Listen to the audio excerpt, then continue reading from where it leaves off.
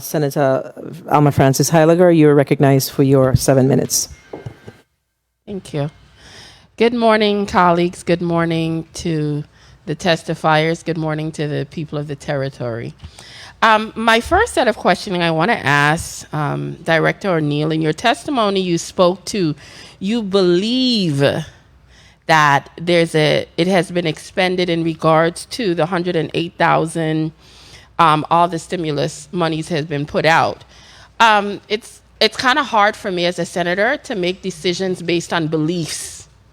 So is there any more of somewhat of an accurate accounting to tell us definitively if everyone has been paid, as well as in regards along those lines, I see there's 12,564,000 according to your testimony remaining.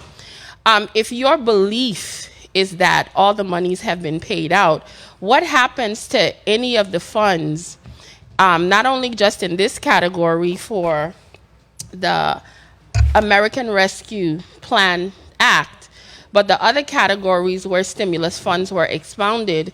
What is your definitive information in regards to payment of all stimulus checks as opposed to beliefs? And what happens to any remaining monies that are left back in regards to any of these acts? Thank you. Good morning. The answer to your question is that everything that has been filed to date has been paid. So everyone who has filed, but people continue to file every day for prior years. So if they file and they're eligible and the funding is still here, then they will get a check. So what's in the system, what has been processed, has paid everyone who has filed their taxes and was eligible. Relative to what happens to what remains, anything that is not expended must be returned to the Department of Treasury. Okay. Thank you so much for that. Earlier, I think it was last week, I asked you a question in regards to the audits.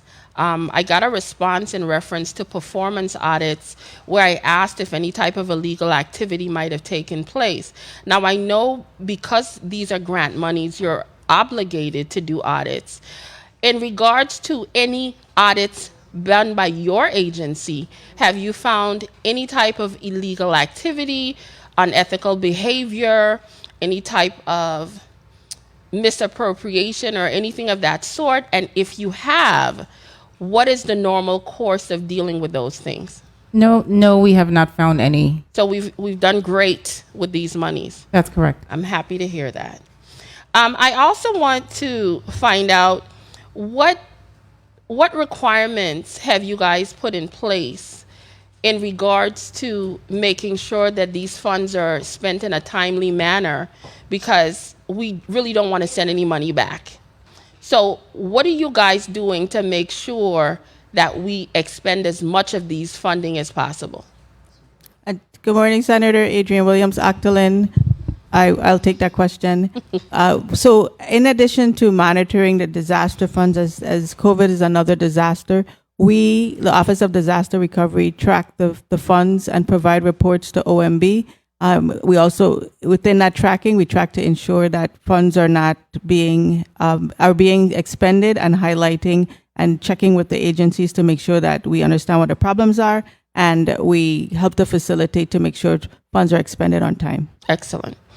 I want to ask, in regards to these funds, do you guys have a breakdown of how much of these fundings could have been spent for hirings and or salaries? So the guidelines are very specific, and they have to be COVID related. So as part of some of the funding that we have expended, for instance, from the Treasury money, the Virgin Islands government was reimbursed $11 million for first responders. And those are basically the only people or the only payroll costs that can be covered. They have to be directly working with the COVID response. It can't be just regular employees doing accounting, for instance. That doesn't qualify. So yeah, that's okay. So you don't have a breakdown of how much monies. I understand it has to be spent on that. You touched a little bit on the $11 million, and that's all you're saying that was expended out of these monies, or For payroll related, payroll? to the GVI, correct. There's other funding that was paid to the hospitals or that the hospitals received that also went to pay for their payroll because it is the doctors and nurses, et cetera, that are dealing with COVID patients, not their regular employees. So do you have a total breakdown of how much monies outside of just even those that might have gone to the hospital? Do you have a total of how all these salaries and funding have been expounded?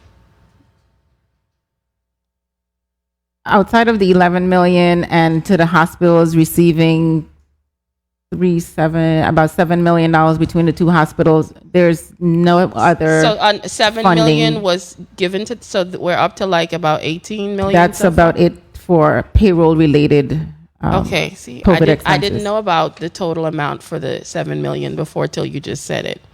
Okay, I want to ask another question, and the process that is determined about how the monies are spent. 1 minute. When it came to the CARES Act, we saw you present to us a clear breakdown of how the monies were divided up. But when it came to the American Rescue Plan, the bulk of the money went to O&B. How do we deal with that aspect of it, or how do you decipher how the monies are going to get broken down and where they're going to go, et cetera, as opposed to how it was already set up versus in the CARES Act? 30 seconds. So, Senator, it's not awarded to OMB. OMB just is administering the funding at this point. We actually just received into our bank accounts that 515. This was last week. And so none of it has been spent as yet, and the governor is making a determination based on changing guidance. Like I said, when was the 17th? New questions, new FAQs were put out again by Treasury. It's changing almost every week. So we are paying attention, and for that reason, none has been expended from that 515 as yet. Once we are clear from Treasury on exactly what we can spend it on, then the governor will make the final determination on where it goes and what gets paid. I will say, though, that one part of it, the lottery for vaccine to encourage people to get vaccinated, that will be paid from the 515. So that's that $1 million lottery. Time. That was literally going to be my last question I was about to ask you. May I ask my final question? Sure, Senator. Thank you. That was going to be my last question in regards to that lottery. Explain to myself and the public what rules and guidelines allowed us to utilize that funding for lotteries in regards to the vaccine. So the rules actually, as established by Treasury, including the frequently asked questions, it is stated that it is an eligible expense. A number of states and DC have lottery programs to encourage residents to get vaccinated. It was part of the president's push to get 70% by July 4th. So a number of states, Ohio, Maryland, DC, West Virginia, a whole bunch of other states have this lottery program, and it's funded from that. Is there a cap as to the percentage that can be utilized or the amount of There is no cap. It is at the discretion of the governors in each state. Thank you so much for your answers. Appreciate the additional time.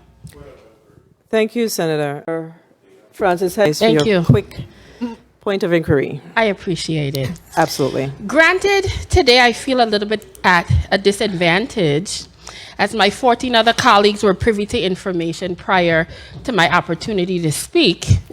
But at this point, I appreciate their questioning, and I was able to learn quite a bit based on that data that came after the fact.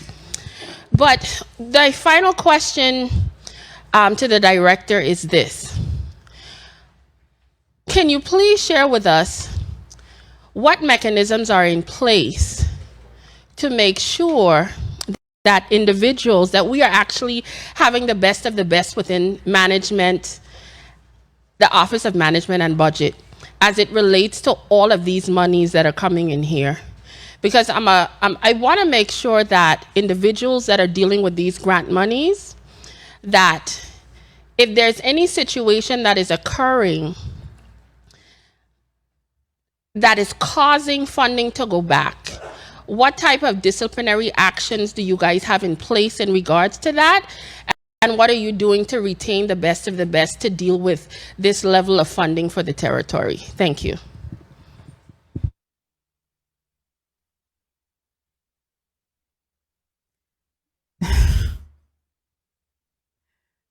Oh, wow. Okay.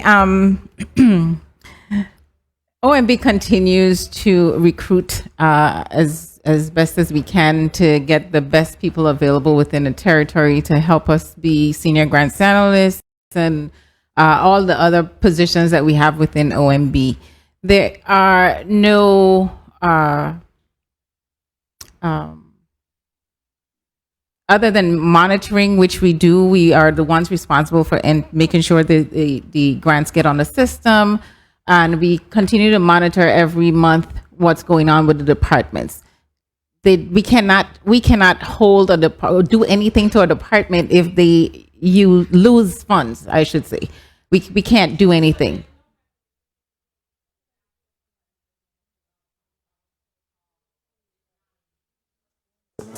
I'm not sure I understand your question.